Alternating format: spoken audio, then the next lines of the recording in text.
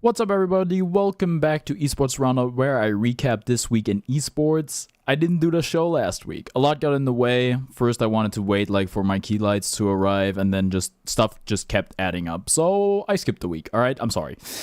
Nevertheless, I would say let's just get right into it with our first and only topic. Bit of a meager week. I hope I can talk plenty about the only topic that we have, though, which is the FGC Renaissance. I've been talking about this a bit. I've been alluding to it. It's mostly just something I keep observing constantly, and I thought, you know what? I think this is worth its own topic, which is like that the investment into fighting games is increasing at an, I want to say, unprecedented rate. Like, I don't think esports organizations have ever invested that much into the fighting games ever. Not that I would know, but basically it feels like every team has a fighting game player now. Like, the only one I can think of that doesn't have one is Evil Geniuses, but that org is on the brink of death. It feels like it only has a Valorant team.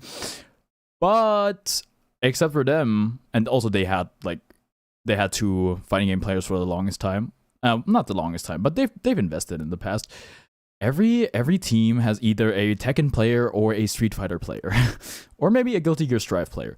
But yeah, it's crazy. I think, to be honest, the reason for that is that Tekken and Street Fighter came out with new titles relatively soon to each other, relatively close to each other, and the increased developer support, which the Capcom World Tour, etc., Bandai Namco. I don't think Bandai Namco has a world tour or anything like that, or it might be the Capcom Pro Tour. I'm not sure. They got a tour, okay? Evo being owned by PlayStation, Sony, they got more backing. There's a lot more infrastructure, but also even events like CEO, which I'm gonna talk about a bunch in this episode.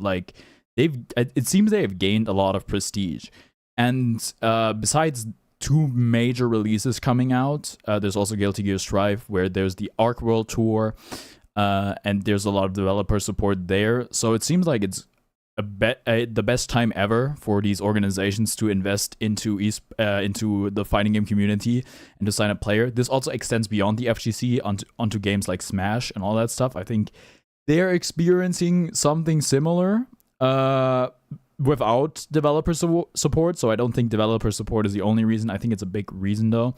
Not only that, I think the rise in prominence of the Middle Eastern organizations like Falcons, Twisted Minds, and what have you, also plays a role in that, because a lot of people from the Middle East are really good at fighting games. So it's an easy connection, right?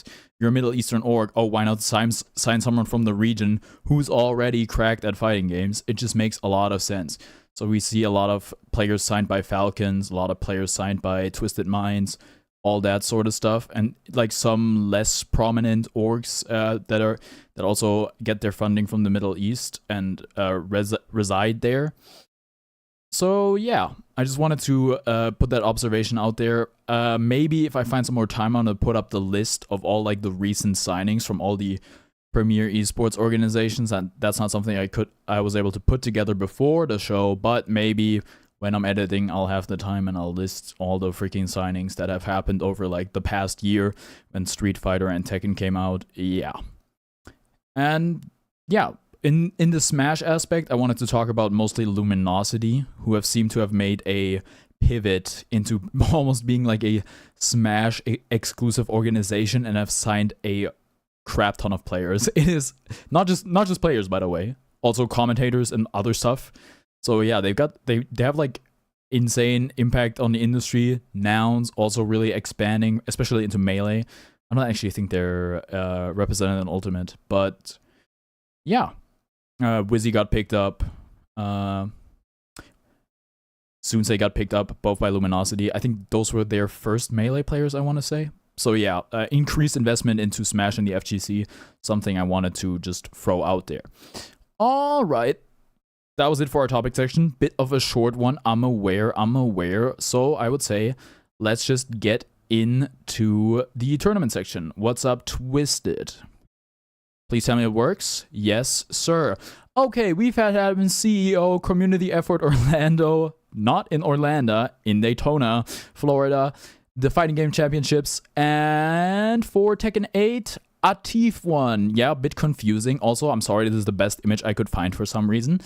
There's a Latif in Guilty Gear Strive and an Atif in Tekken 8. That's just his first name. That's why he's called that. Congratulations to him for winning CEO Tekken 8. Then for Street Fighter 6, Punk won. Congratulations to Punk. And for Guilty Gear Strive, Umisho won. Congratulations to her. Alright, then for Smash Melee, we've had Wizzy win. I can't believe I missed it. I was just like, I didn't know, like, because Melee is a side event, and I was just on Twitter, and I saw Wizzy won the tournament. I was like, dude, I can't believe I missed it. I can't believe I didn't watch that set. Apparently very hype. He won from losers, big pivot grab or something like that, versus HBox.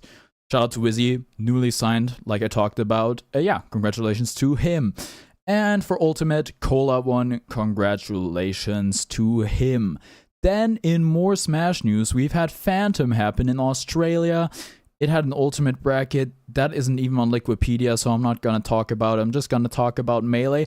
And Joshman won, the man from Australia himself, Moist Moguls, Joshman. Congratulations to him. All right. More on the Smash side of things, Smash Melee again. We've had Patchwork 2024 happen, and Junebug won, the Donkey Kong main. Can DK win a major? Maybe yes. I don't think that was actually a major, but it is a big tournament. So yeah, congratulations to Junebug. Did I say hi to you, Twisted? I don't know. If not, forgive my insolence. Then, on the League of Legends side of things, we have the LPL happening. We are currently in the Rumble stage. Listen, the whole format is complicated. There was a group stage, now we're in the Rumble stage, and then there's a playoff bracket. These are the standings, okay? I want to say that no team is eliminated yet, but I couldn't tell you with confidence. These are just the standings. All right, then we're also in the playoffs. We haven't had any games happen yet. For the LEC, we've got SK versus Heretics, Fanatics versus Giant X, Team BDS versus Mad Lions, and G2 Esports versus Carmine Corp. Alright, and then in the LCS, these are the standings. We've got Cloud9 in first place, tied with Liquid, and Shopify Rebellion in last with a 0-3 record. That's tough, but I think there's still a bunch of season to go.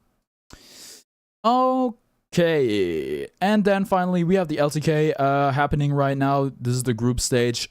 Gen G at the top with a 12-0 record, and at the bottom we have Bryon with a 13-12 record. Those are the games.